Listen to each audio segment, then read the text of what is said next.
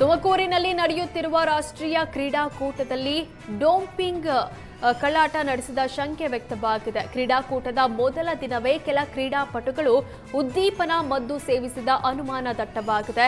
ಯಾಕಂದ್ರೆ ಜಿಲ್ಲಾ ಕ್ರೀಡಾಂಗಣದ ಶೌಚಾಲಯದಲ್ಲಿ ಸಿರಿಂಜ್ಗಳು ಪತ್ತೆಯಾಗಿದ್ದು ಆತಂಕಕ್ಕೆ ಕಾರಣವಾಗಿದೆ.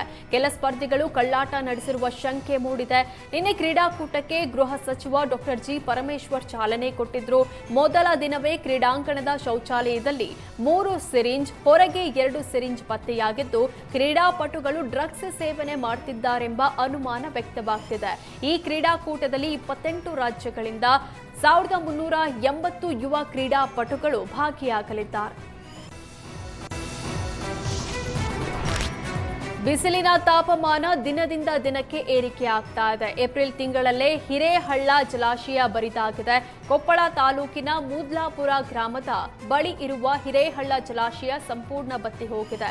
ಕೊಪ್ಪಳ, ಯಲಬುರ್ಗಾ, ಕುಕನೂರ ತಾಲೂಕು ಭಾಗದ ಜನರಿಗೆ ಆತಂಕ ಹೆಚ್ಚಾಗಿದೆ. 1.67 ಟಿಎಂಸಿ ಸಾಮರ್ಥ್ಯ ಹೊಂದಿರೋ ಹಿರೇಹಳ್ಳ ಜಲಾಶಯ 12 ವರ್ಷದ ಬಳಿಕ ಮೊದಲ ಬಾರಿಗೆ ಖಾಲಿಯಾಗಿದೆ. ಕೊಪ್ಪಳ, ಯಲಬುರ್ಗಾ, ಕುಕನೂರು ತಾಲೂಕಿನ 10ಕ್ಕೂ ಹೆಚ್ಚು ಹಳ್ಳಿಗಳಲ್ಲಿ ಕುಡಿಯುವ ನೀರಿಗೆ ಸಮಸ್ಯೆ ಎಂದು ಗ್ರಾಮಸ್ಥರು ಆತಂಕಗೊಂಡಿದ್ದಾರೆ.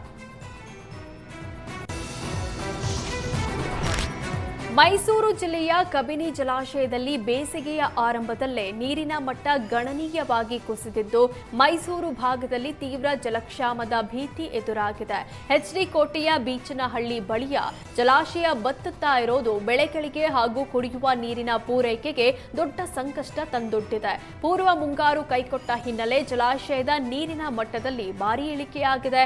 ಕಳೆದ ವರ್ಷಕ್ಕಿಂತ ಸುಮಾರು 3 ಟಿಎಂಸಿಯಷ್ಟು ಹೆಚ್ಚು ನೀರು ಖಾಲಿಯಾಗಿದೆ. ಅಧಿಕಾರಿಗಳು ಜಲಾಶಯದಿಂದ ಕೆರೆಗಳಿಗೆ ಮಾತ್ರ ನೀರು ಹರಿಸುತ್ತಿದ್ದಾರೆ.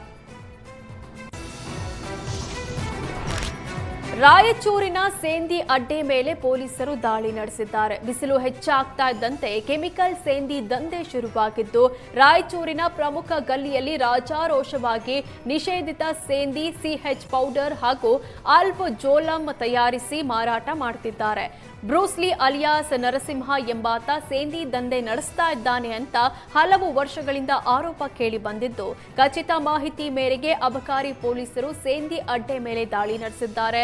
ದಾಳಿ ವೇಳೆ 10 packet alprazolam, 2 KG CH powder, 3 ದ್ವಿಚಕ್ರ ವಾಹನಗಳನ್ನು ಜಪ್ತಿ ಮಾಡಲಾಗಿದೆ. ಮಾರ್ಕೆಟ್ ಯಾರ್ಡ್ ಪೊಲೀಸ್ ಠಾಣೆಯಲ್ಲಿ ಘಟನೆ ನಡೆದಿದೆ. ಬಾಗಲಕೋಟೆಯಲ್ಲಿ ಕೂಲಿ ಕಾರ್ಮಿಕರನ್ನ ನಂಬಿಸಿ ಸೈಬರ್ ಕ್ರೈಂ ಕಿರಾತಕರು ಕೋಟಿ ಲೂಟಿ ಮಾಡಿದ್ದಾರೆ. ಕಾಮಗಾರಿಗೆ ಸಹಾಯ ಮಾಡುವ ನೆಪದಲ್ಲಿ ಬ್ಯಾಂಕ್ ಖಾತೆ ಮಾಹಿತಿ ಪಡೆದು ಅವ್ಯವಹಾರ ಮಾಡಿದ್ದಾರೆ.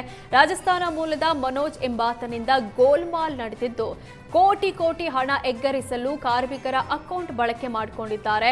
ಮುಧೋಳ ವ್ಯಾಪ್ತಿಯ ವಿವಿಧ ಕಡೆ ಕೆಲಸ ಮಾಡ್ತಾ ಇದ್ದ ಕಾರ್ಮಿಕರ ಅಕೌಂಟ್ ಡೀಟೇಲ್ಸ್ ಪಡೆದು ಆನ್ಲೈನ್ನಲ್ಲಿ ಹಣ ಡಂಬ್ಲಿಂಗ್ ಸೇರಿದಂತೆ ಬೇರೆ ರೀತಿ ವಂಚನೆ ಮಾಡಿದ್ದಾರೆ. ಪ್ರಕರಣ ಸಂಬಂಧ 7 ಜನರ ವಿರುದ್ಧ ಕೇಸ್ ದಾಖಲಾಗಿದ್ದು 7 ಜನರ ಪೈಕಿ 2ರನ್ನ ಬಂಧಿಸಿ ವಿಚಾರಣೆ ಮುಂದುವರೆಸಿದ್ದಾರೆ.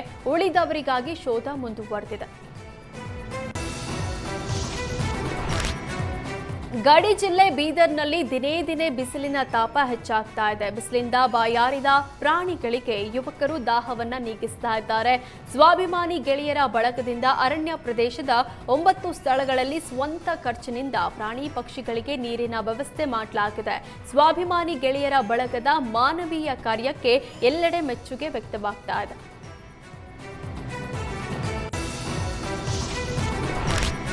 ಚಿಕ್ಕಬಳ್ಳಾಪುರ ಜಿಲ್ಲೆಯ ಸೂರ್ಯನ ಪ್ರತಾಪ ದಿನದಿಂದ ದಿನಕ್ಕೆ ಏರ್ತಾನೇ ಇದೆ. ಮಧ್ಯಾಹ್ನವಾಗ್ತಿದ್ದಂತೆ ಜನಸಾಮಾನ್ಯರು ಮನೆಯಿಂದ ಹೊರಬರಲು ಭಯಪಡುವಂತಾಗಿದೆ. ಜಿಲ್ಲೆಯ ತಾಪಮಾನ ಗಣನೀಯವಾಗಿ ಏರಿಕೆ ಆಗ್ತಾ ಇರೋದ್ರಿಂದ ಜನ ತತ್ತರಿಸಿ ಹೋಗಿದ್ದಾರೆ. ಬಿಸಿಲಿನ ದಾಹ ತಣಿಸಿಕೊಳ್ಳಲು ಜನರು ಈಗ ನೈಸರ್ಗಿಕ ಪಾನೀಯಗಳತ್ತ ಮುಖ ಮಾಡಿದ್ದಾರೆ. ದೇಹದ ಉಷ್ಣಾಂಶವನ್ನ ಕಾಪಾಡಿಕೊಳ್ಳಲು ಕಲ್ಲಂಗಡಿ, ಎಳನೀರು ಹಾಗೂ ತಂಪು ಪಾನೀಯಗಳ ಮೊರೆ ಹೋಗ್ತಾ ಇದ್ದಾರೆ. ದಿನದಿಂದ ದಿನಕ್ಕೆ ತಾಪಮಾನ ಹೆಚ್ಚಾಗ್ತಿರುವ ಹಿನ್ನೆಲೆ ಕೋಲಾರ ಜಿಲ್ಲೆಯಲ್ಲಿ ಪ್ರತ್ಯೇಕ ಹೀಟ್ ಸ್ಟ್ರೋಕ್ ವಾರ್ಡ್ ನಿರ್ಮಾಣ ಮಾಡಲಾಗಿದೆ. 10 ಹಾಸಿಗೆಗಳ ಪ್ರತ್ಯೇಕ ವಾರ್ಡ್ಗಳನ್ನು ಜಿಲ್ಲಾಸ್ಪತ್ರೆಯ ಅಧಿಕಾರಿಗಳು ತೆರೆದಿದ್ದಾರೆ. ಸರ್ಕಾರದ ನಿರ್ದೇಶನದಂತೆ ವಾರ್ಡ್ನ ನಿರ್ವಹಣೆ ಮಾಡಲಾಗ್ತಾ ಇದೆ. ತಾಪಮಾನ ಹೆಚ್ಚಾದಂತೆ ಗರ್ಭಿಣಿಯರಿಗೆ, ಮಕ್ಕಳಿಗೆ ಸಮಸ್ಯೆ ಹೆಚ್ಚಾಗಿ ಕಾಣಿಸ್ತಾ ಇದೆ. ಇದಕ್ಕಾಗಿ ಪ್ರತ್ಯೇಕ ಹೀಟ್ ಸ್ಟ್ರೋಕ್ ವಾರ್ಡ್ ಕೊಠಡಿ ನಿರ್ಮಾಣ ಮಾಡಿದ್ದು, ತುರ್ತಾಗಿ ಸೇವೆ ನೀಡಲು ಎಲ್ಲಾ ರೀತಿಯ ಸಿದ್ಧತೆ ಆಗಿದೆ. ಜನರಿಗೆ ತೊಂದರೆ ಕಾಣಿಸಿಕೊಂಡ್ರೆ ಕೂಡಲೇ ಜಿಲ್ಲಾಸ್ಪತ್ರೆಗೆ ಭೇಟಿ ನೀಡಿ ಅಂತ ಜಿಲ್ಲಾಸ್ಪತ್ರೆಯ ಮುಖ್ಯಸ್ಥ ಡಾಕ್ಟರ್ ಜಗದೀಶ್ ಮನವಿ ಮಾಡಿದ್ದಾರೆ. ಬಳ್ಳಾರಿಯಲ್ಲಿ ರಸ್ತೆ ಅಗಲೀಕರಣದ ನೆಪದಲ್ಲಿ ಗುತ್ತಿಗೆ ಕಂಪನಿಯಿಂದ ನೂರಾರು ಮರಗಳ ಮಾರಣ ಹೋಮ ಮಾಡಲಾಗಿದೆ. ಶ್ರೀನಿವಾಸ್ ಕನ್ಸ್ಟ್ರಕ್ಷನ್ನಿಂದ ಬಳ್ಳಾರಿಯ ವಿಮ್ಸ್ ಆಸ್ಪತ್ರೆಯಿಂದ ಕೊಳಗಲ್ ಗ್ರಾಮದ ರಸ್ತೆ ಅಗಲೀಕರಣ ನಡೀತಾ ಇದೆ. ಮರಗಳು ರಸ್ತೆ ಅಗಲೀಕರಣಕ್ಕೆ ಅಡ್ಡವಾಗಿದೆ ಅಂತ 234 ಮರಗಳು ಕಡಿಯಲು ಮುಂದಾಗಿದ್ದಾರೆ. ಈ ವೇಳೆ ಅರಣ್ಯ ಇಲಾಖೆಯ ಸಿಬ್ಬಂದಿ ಅಡ್ಡಿಪಡಿಸಿದಾಗ ಗುತ್ತಿಗೆ ಕಂಪನಿಯ ಟಿಲ್ಲು ರವಿ ಅನ್ನೋರು ಅರಣ್ಯ ಇಲಾಖೆ ಸಿಬ್ಬಂದಿ ಮೇಲೆ ಹಲ್ಲೆ ನಡೆಸಿದ್ದಾರೆ. ಮರಗಳ ಕಡಿತಾ ಇರೋ ವಿಡಿಯೋ ಮಾಡಿದ ಹಿನ್ನೆಲೆ ಮೊಬೈಲ್ ಒಡೆದು ಹಾಕಿದ್ದಾರೆ. ಅರಣ್ಯ ಇಲಾಖೆ ಸಿಬ್ಬಂದಿ ಮೇಲೆ ದೌರ್ಜನ್ಯವೆಸಗಿ ಮರ ಕಡಿಯಲು ಮುಂದಾಗಿರುವುದು ಸಾರ್ವಜನಿಕ ವಲಯದಲ್ಲಿ ಸಾಕಷ್ಟು ಆಕ್ರೋಶಕ್ಕೆ ಕಾರಣವಾಗಿದೆ. ಕರಾವಳಿಯಲ್ಲಿ ಬೆಳೆಯುವ ಬೈನೆ ಮರದ ಹಣ್ಣುಗಳನ್ನು ಗೊಂಚಲಾಗಿ ಮಾರಾಟ ಮಾಡಲಾಗ್ತಾ ಇದೆ. ಕೇರಳ, ಬೆಂಗಳೂರು ಸೇರಿ ಹಲವು ಪ್ರದೇಶಗಳಿಗೆ ಶುಭ ಕಾರ್ಯಗಳ ಅಲಂಕಾರಕ್ಕಾಗಿ ಇದನ್ನ ಬಳಸಲಾಗ್ತಾ ಇದೆ.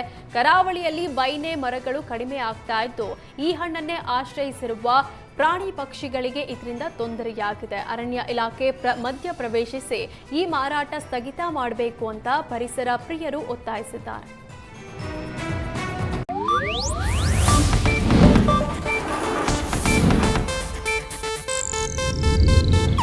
ಇದು ಏಷ್ಯಾನೆಟ್ ನ್ಯೂಸ್ ನೆಟ್ವರ್ಕ್ ಪ್ರಸ್ತುತಿ.